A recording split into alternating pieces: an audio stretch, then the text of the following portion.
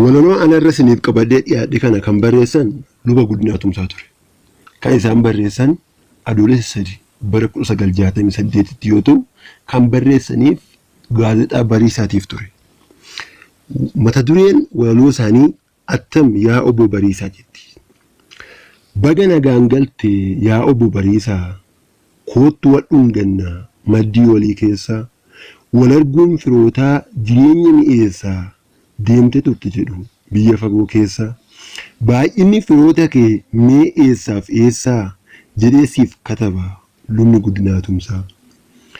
Maaliif baddee turtee ji'a ja'an sana, fir akkas wal godhaa maali wanta akkanaa, baay'ee si kumanne yaa obbo Bariisaa, gargar ba'uun keenya waan baay'ee balleessaa. Mee egaa odeessi dhoksaa garaa keetii, nutu waliif firaa maa dhukattaa ati, maaliif biyyaa baatee ji'a ja'a guutuu, fira baay'ee qabdaa maali hin himattu, biyyichi fagoodhaa eessa deemtee turtee, ji'a ja'a guutuu maaltu si fudhatee, maaloo natti madhu anuu sin gargaara, waa'ee odeeffataa turte fira kan keetirra, yaa obbo Bariisaa maal atuun dubbattu, warri firoota kee akkamiin si hubatu, kiiloomeetira meeqa deemtee ji'a ja'a guutuu, karaa dheeraa kana mukuus na ajjeesu, moo fira biraa qabdaa kan waliin dubbattu, natti ni biyyicha lafa dhaqxee turte, dabalii aasayi akka itti bubbulte. Hindii deemtee jirtaa biyya revoluushinii, yommuu achi turte maal tureessanii, Jineevaa bulteertaa yommuu karaa deemtu, si'a nama gartu afaan maal haasoftu, yommuu Raashiyaa geesse biyya diimokiraasii, haasofteettaa kan siif gamsiise waa'ee biirokiraasii, waa beekuun barbaada waa'ee barumsa kee, akkasitti hin deebine dubbiin dhukkuba kee. Barumsi akkamii galtee akkaadaamii, tiyooriif hojiidhaan akkatti adeemanii, dhageessifattee deebitee dhugaa bira geessee, kanaa kan deebitee biyya abbaa kee teesse, dhugaadhaan farannaan gadaa bira geenya, bara seerri gadaa uffee jennee teenya, seerri diimokiraasii wal nama qixxeessa.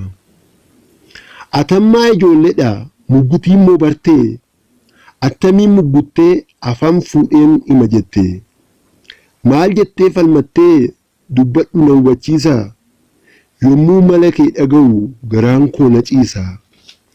Seera moofaa durii qulqulleessaa har'a, itti lixaa jira seerri diimokiraasii hin haaraa.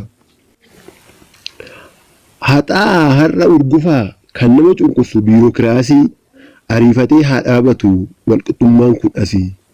Yaa biirokiraasii diina sooshaalizimii, ijji kee lafa haa lixu jedheeni ilmi. Lallabi dhageessisi awwaala biirokiraasii, hunduu du'a ga'iinsa haa ga'u iyyaan labsi. Hunduu du'a ga'iinsa haa ga'u iyyaan labsi. Poolitikaan saba bal'aa nama hin rakkisu, warri biirokiraasii garuu gad harkisu. Burraaqi utaali geessi bayi raadiyoorra, of beeksisi sagalee kee haa dhagaamu biyya hundarra. Baga nagaan galte jaala koo Bariisaa, kan fedhe ta'uyyuu bii ofii bayeessa. Silaa odeessiteerta biyya ormaa dhaquu kee, maaliif natti himtuu waa'ee laga kan kee. Maqaa masoon wal waamna haa afu ulfinni, biyya sooshaalizimii hin jiru wal caaluuni. Obboon nutti haa hafu si waammadha jedhee bari'ee, ganuu keen dhageenye kumaa ilmi ida'ee. Ceetee turte jedhu laga waabee shabalee, daaktiktaa laataati galaana gannaalee, xuriin namarraan baatu yoo dhiqatan malee. Wanjiin osoo jiruu awaash xuriin baasu yoo dhiqatanuu, dhiqatteetta jedhu bishaan isa qulqulluu galaana saganuu. Oomootti dhiqattu gujubuu baheessaa, agarteetta laata dabanaaf dhedheessaa, ni irraaffataa baaroof abbaya amma kana keessa. Wal agartee laata kifiluu ilma jootee, silaa si barsiisa kan wallaggaa nyaataan cootee. Dubbadhu yaa Bariisaa ilma eegaa fidi, Jabanni toleera guddisii gammadi. Jabeessii dhahadhu farda kee kakaasi. Qaata bira geessa gadaa seera diimokiraasii. Bariisaa bari'i hundee wallaalummaa buqqisi ari'i. Kophee kee baafadhu garbaa diyyaa dhaqi. Akka ijoollee mandaraa hin sodaatin laaqi. Daandii irra maqi dhaqi gara gandaa. Saba guddaa argita warra dhaggeeffatu Tamasgeen Gammadaa. Odeessituu gaazexaa raadiyoo saba guddaa kan baay'ee baay'atu akka tuqaa guddaa. Jabeessi yaa bariisaa qottoota barsiisi. Tattaafatan barri ni darbaa beeksisi. Baga nagaan galtee maal siif fidee dhufu qoraattii ciruudhaan akka hin taane gufuu. Nan dhufa si dubbisuu harka fuudhe fidee.